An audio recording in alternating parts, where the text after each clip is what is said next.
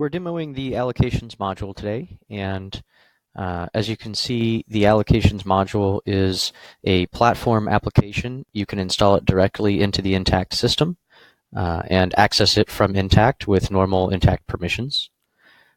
Today I'm going to take a look at a couple of allocations. So I'm going to navigate to my Allocations menu and open up and edit one of my allocations. This is a custom allocation screen that's used to define your allocation.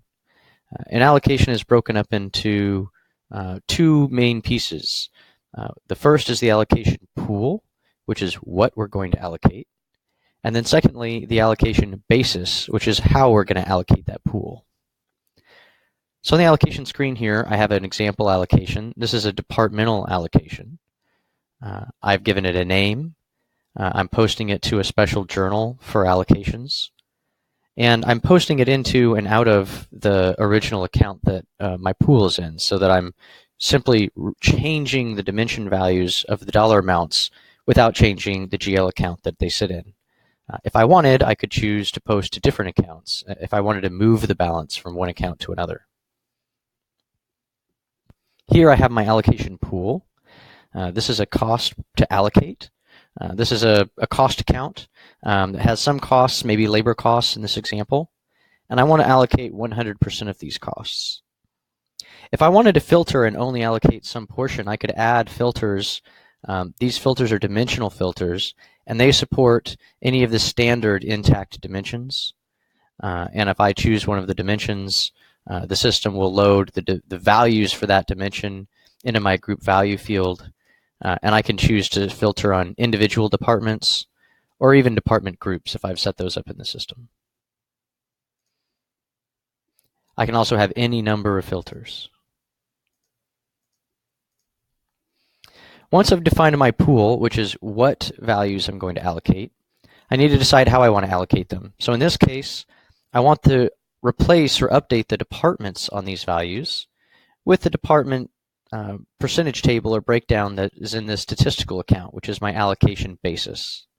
My allocation basis can be an account, a group of accounts, or I can define a static value that doesn't change. So if I wanted to just replace a department value with a set department all the time, I could choose static value. So this is a simple allocation. I'm going to take some cost, and I'm going to reallocate the departments based on a statistical account that I have set up. So to do that,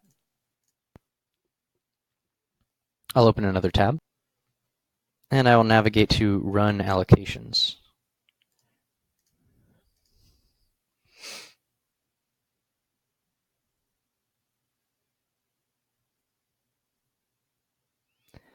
On my Run Allocation screen, I can choose to run an allocation or a sequence of allocations. In our allocation menu, we can actually define a number of allocations, any number of allocations to run in sequence, so that if I have 10 or 20 or 100 allocations to run at the end of a month, I can queue them all up together. In this case, I'm just going to search for the allocation that I was just testing, which is my department allocation. I choose a posting date for the allocation. A reversal date populates automatically. It's not required if I don't have reversing allocations, which I don't in this case. I choose the start date for my pool and the end date for my pool, and the start date for my basis and the end date for my basis. So in this case, I'm going to take September of 2017's costs and allocate it by September of 2017's, say, hours worked in a statistical account. And then when I'm ready, I'll click Allocate. While that's running, let me pull up an example financial report so we can see what happens.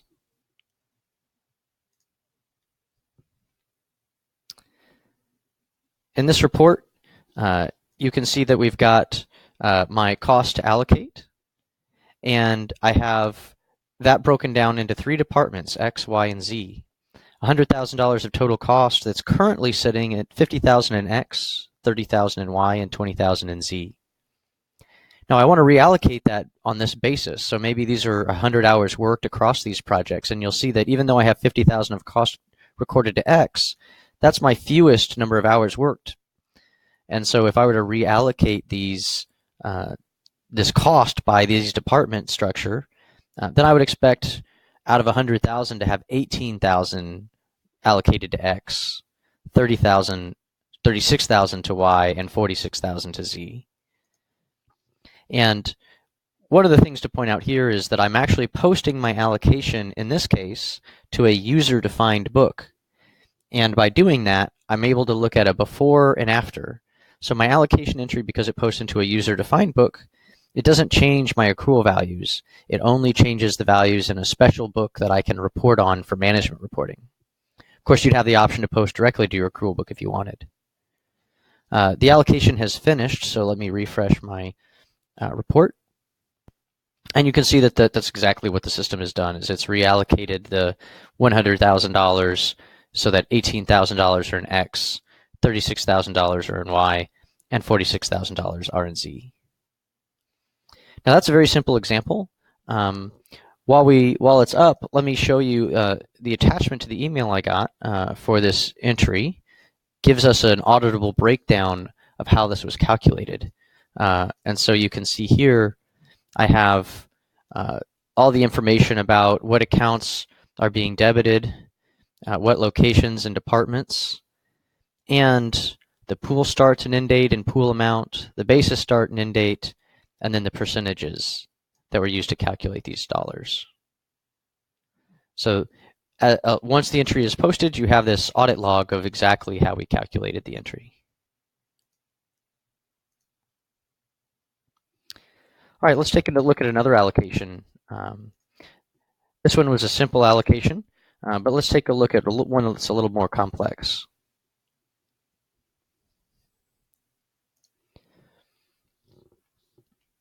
The last allocation allocated a value just to a department. This one is going to allocate not only to a department, but also a project. And this will highlight a couple of things. One, we can actually allocate to any number of dimensions, and we can filter all of our pools and basis by any dimensions or groups of dimensions that we like. So in this allocation, similar to before, I have a cost to allocate. But on this cost to allocate, I'm actually filtering this cost to allocate for a location, only my location 10. So if I have values in my cost account that are coded to different locations, we won't be allocating those. And the basis for the allocation now is not just department, but also project. They're both based on an account, and both of these are also filtered for location 10, so that I'm only filtering my pool for location 10 by the basis account values that are also coded to location 10. To run this one, I can come back to my Run Allocation screen. I can choose my department and project allocation. My dates are still good, so I'll click Run. And while that's running, let's take a look at this report. So this is a similar report to the one we just looked at. We again have $100,000 of cost. Again, $50,000 is in X, $30,000 is in Y, and $20,000 is in Z. But this time, instead of a basis that's just 18 hours in X, 36 in Y, and 46 in Z, which is the department breakdown, you can see we're also concerned about the project breakdown of these hours. So 18 hours was coded to Department X, and of those hours, we have 4 to Project A, 6 to Project B, and 8 to Project C. So after our allocation of our $100,000, we would expect $18,000 to be allocated to Department X just as before. But this time, instead of all $18,000 just being to X, we expect it to be further divided among the projects that the hours are related to. So this allocation is done. Let me refresh my screen. You can see that's exactly what's happened again. For Department X, we now have $18,000 allocated in total, and the projects have also been reallocated individually.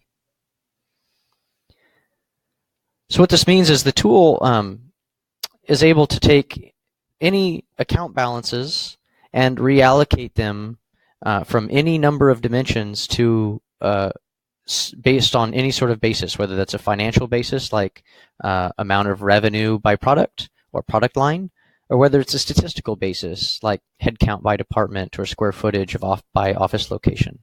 And so then you're able to take some costs or any pool really and reallocate them based on an allocation basis that you define.